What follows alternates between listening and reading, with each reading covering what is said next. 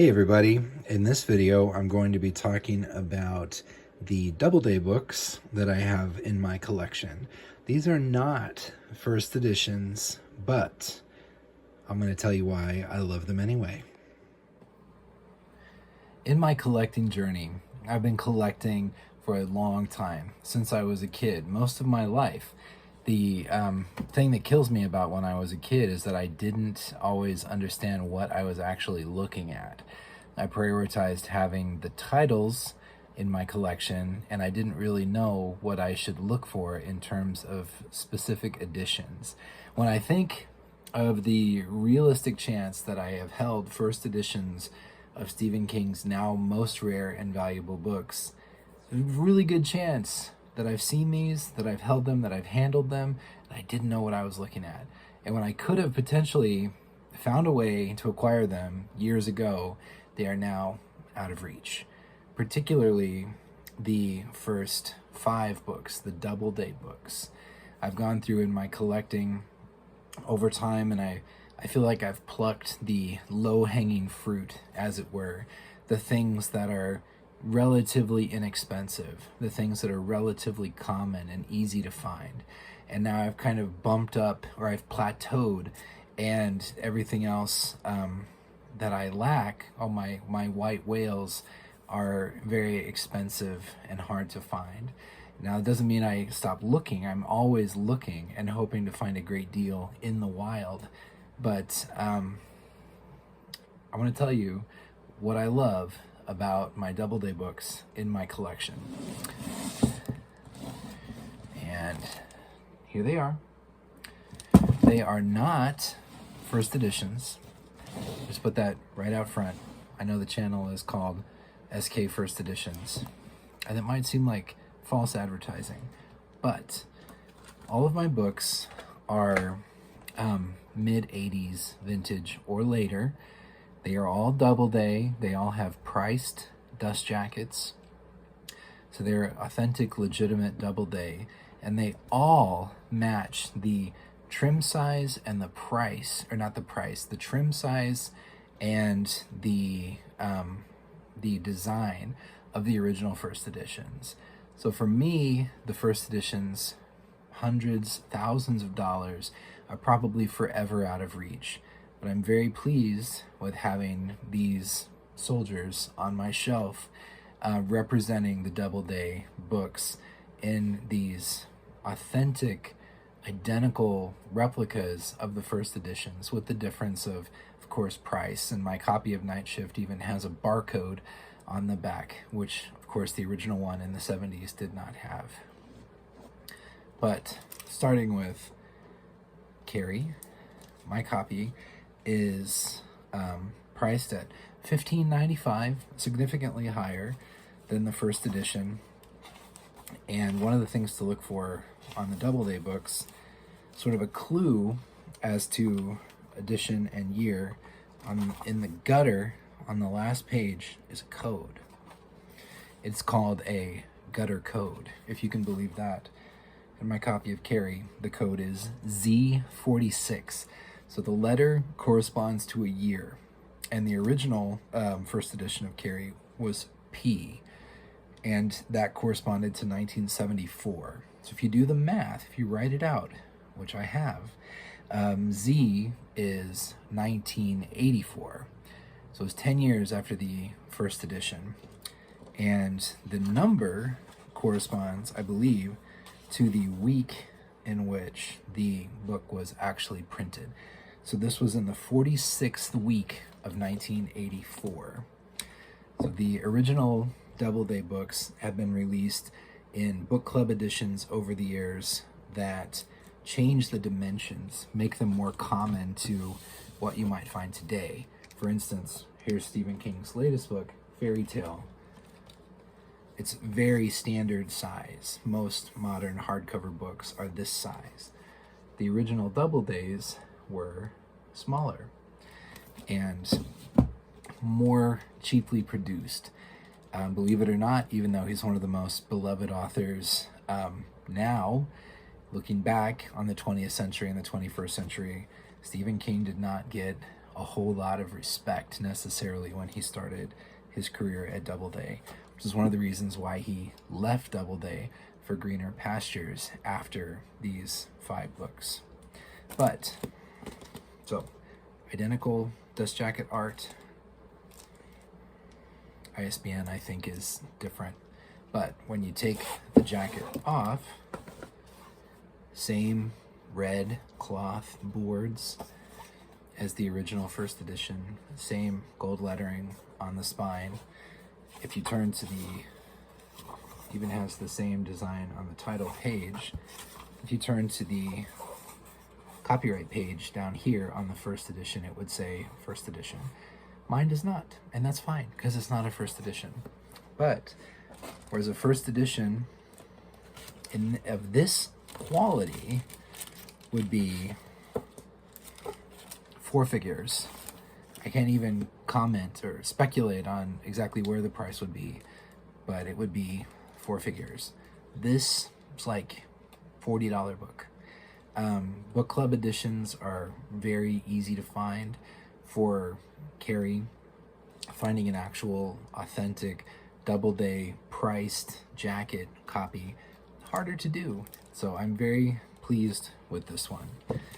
And it actually replaces in my collection a book club edition that I have placed a new jacket on.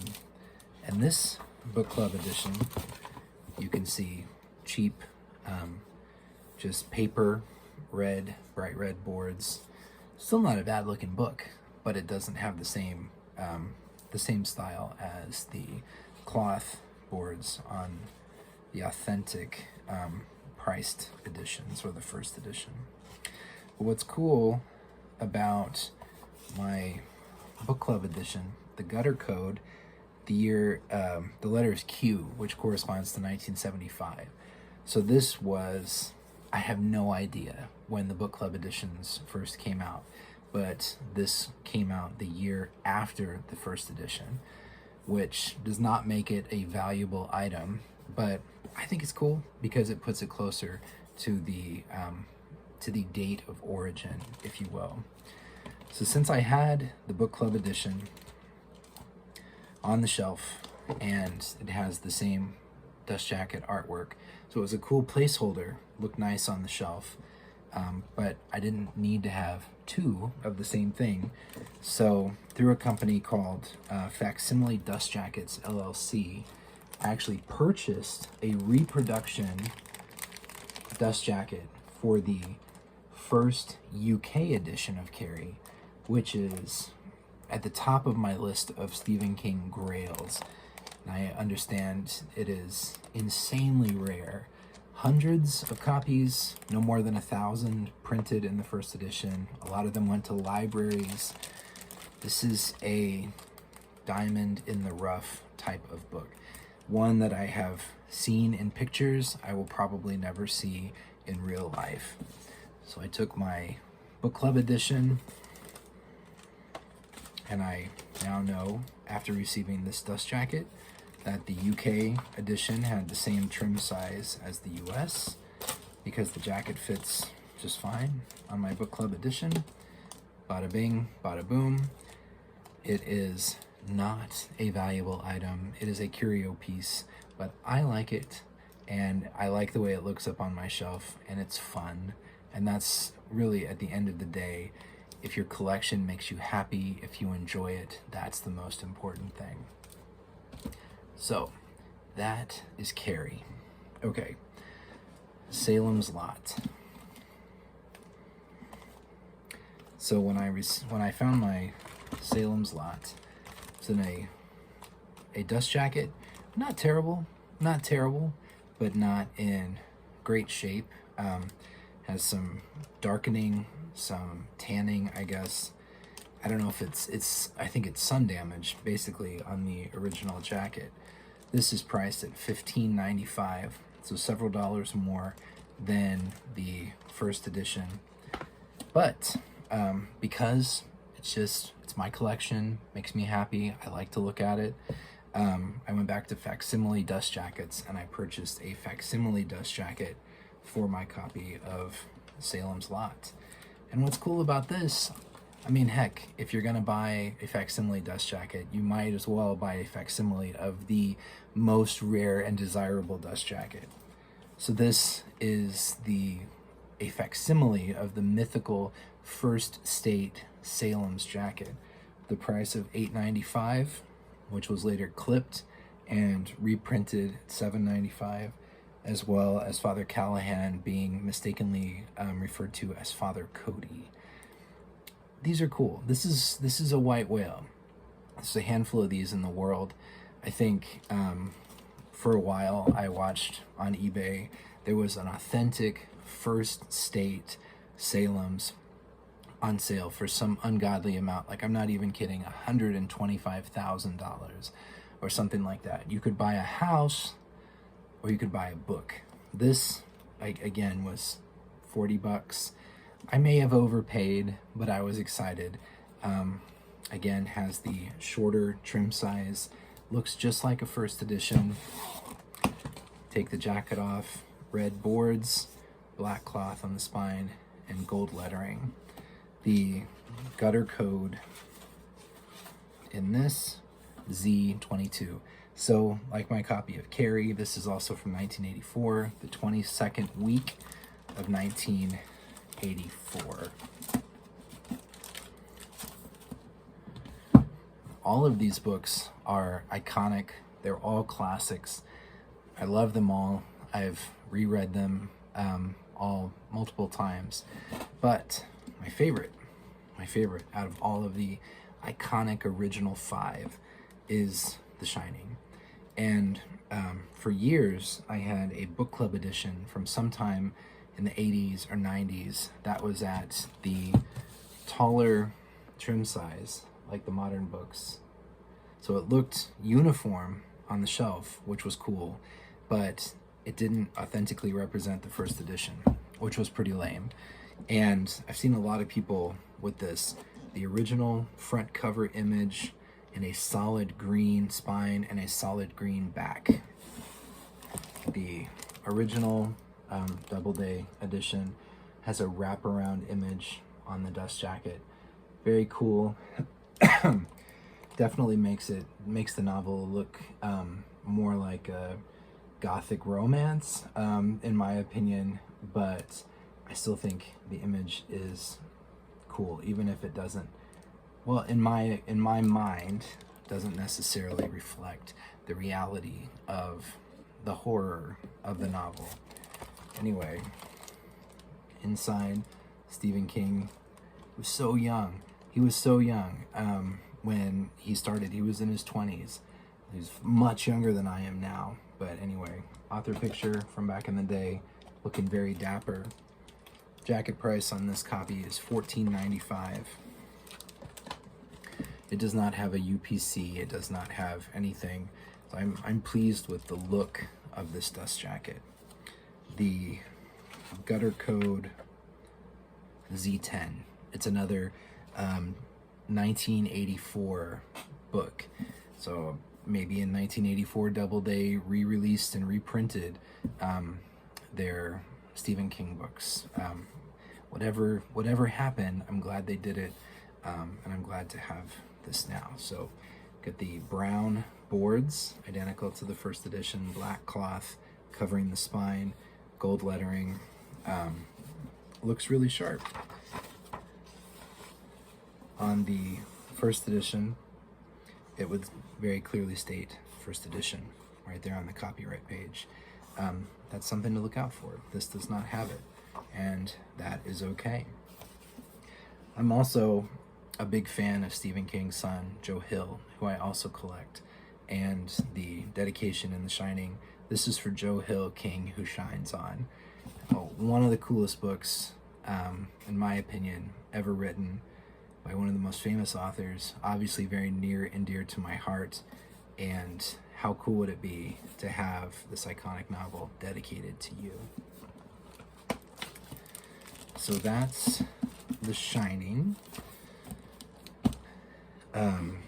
Next, of course, Stephen King's first collection, arguably his best collection, Night Shift. this collects all the stories that he wrote that helped him and his family get by before the release of Carrie, and when everything started moving and he became rich and famous and yada yada yada and could write full time. There's a lot of stories about him and his life at the time, and the stories in this book, he'd send a story off, it would be accepted for publication, life goes on, he was a teacher struggling with his family, and he'd forget about it, and then something would go wrong with the car, the muffler breaks, or something, and they need money, or the kid needs a shot, or someone has to go to the doctor and they need money. Where's the money going to come from? Panic ensues, and then there comes a check from another men's magazine in payment for a story, and the payment helped the Kings stay afloat. Those stories are collected in Night Shift. It's good stuff. This copy actually does not have a gutter code, so I'm assuming that means it's from sometime in the 90s. My assumption is also based on the fact that it has a barcode on the back, which none of my other Doubledays have. The cover price is $17.95, and in Canada, $23.95. None of the other books even acknowledge that Canada is a place, but this book has a Canadian price on the jacket. Slip the jacket off, the same red boards, black cloth covering, and gold lettering of the original, and this one is in really nice shape. And again, like $35-40, and I like the way it looks on the shelf. It's probably my least favorite of the original jackets. I think it's the least eye-catching, the least iconic, but it is still, it's the cover of freaking Night Shift. It's legendary in the Stephen King universe, so I'm not going to badmouth it too much. And then finally, The Stand. This one I found at a local bookstore for $19.99, and I literally exclaimed. I said something, I made a sound, probably like a little girl, hee, a giggle, a high-pitched shrieking, something, and then promptly realized, oh God, somebody's going to look over and wonder what I'm looking at, and then they're going to see it and they're going to try to take it. So I shut my mouth. Stop showing people that there's something cool here.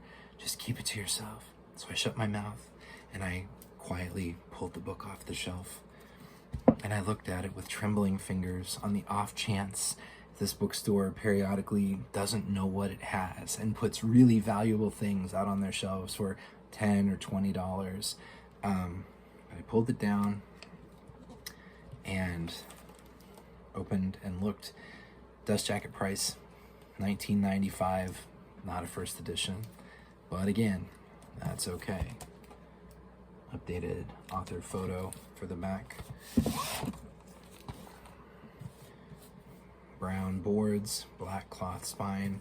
This one I would say has obviously been read and handled and loved, but that's okay too, because it's still in good shape.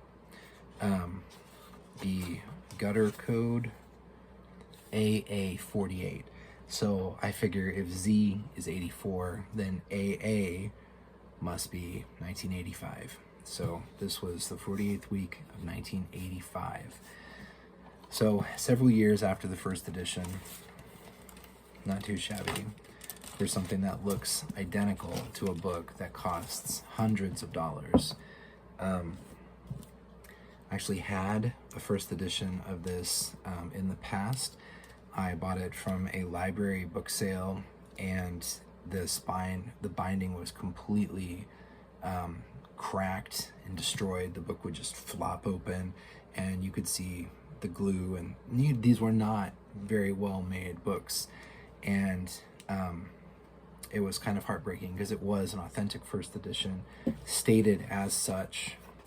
The one good thing about the Doubledays is that they all very clearly stated first edition, so you knew what you had.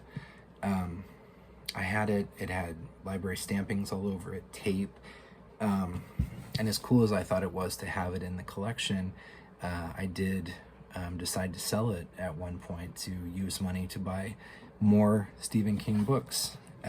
It's a story I think a lot of Stephen King collectors can relate to. So I sold it, made decent money on it in spite of the issues. And then for years after that, I did not have the original style book in my collection. So this was just in the last 2 or 3 years that I came across this, and I was delighted to get it finally once again, have the original stumpy. It's super thick, still not very tall. I think Stephen King referred to this one as a brick. Does kind of look like a brick, but hey, that's okay. And the famous story, Stephen King originally submitted this monstrously long manuscript, and Doubleday refused to publish it, and not because of the quality of the story, but because of simple economics. They were cheap, and they balked at the idea of how much it would cost to produce it, how much they would have to sell it for. And even though the movie of Carrie had come out, and that was very famous, he was a million seller in paperback, he was becoming a household name, Doubleday still didn't want to release a Stephen King novel that they would have to price too high, because they just knew that nobody would buy it. It just blows my mind. But so yeah, they told them, cut the manuscript, got to make it shorter. And I think basically said, either you do it or we do it. So he did it.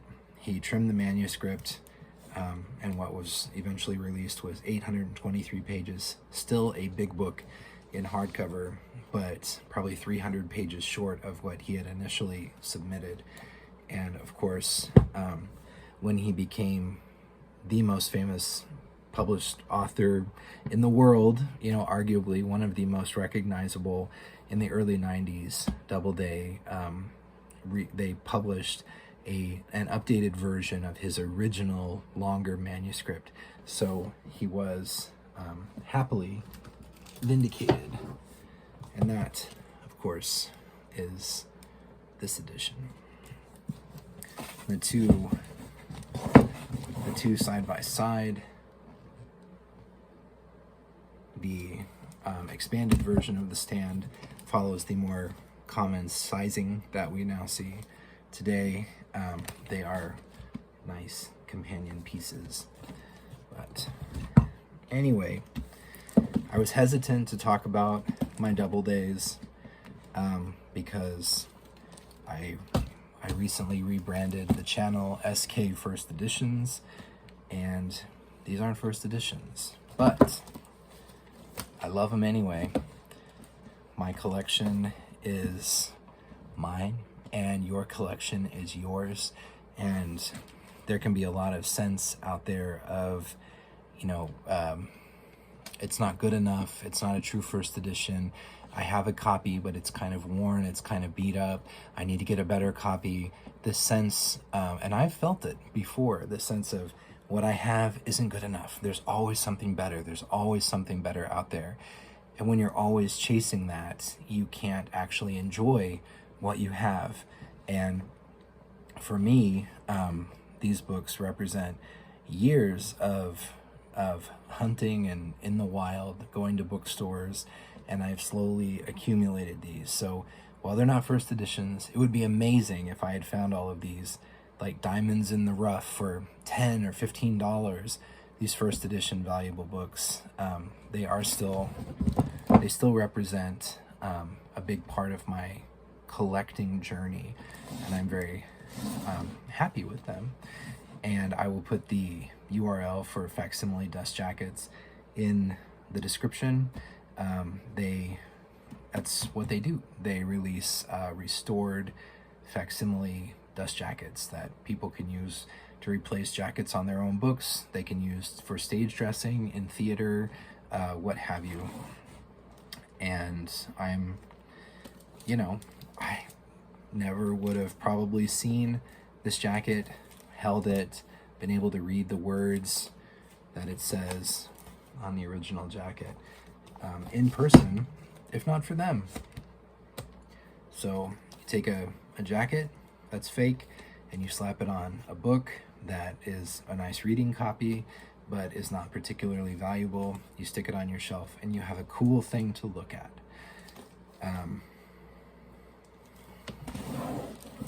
Final thought, random tangent.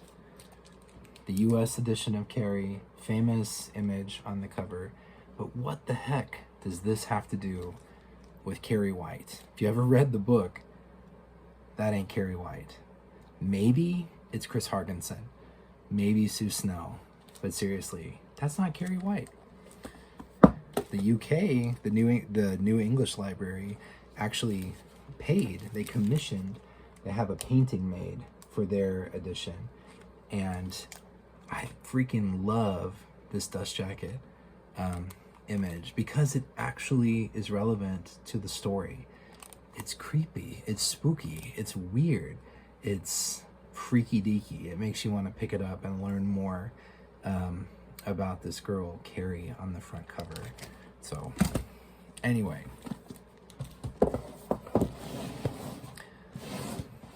That's my story, and these are my Doubledays. They're not first editions, but they're still pretty dang cool to me. So thank you for going on this nerdy journey with me. I hope that you have enjoyed it, and I will see you next time. Thanks. Bye.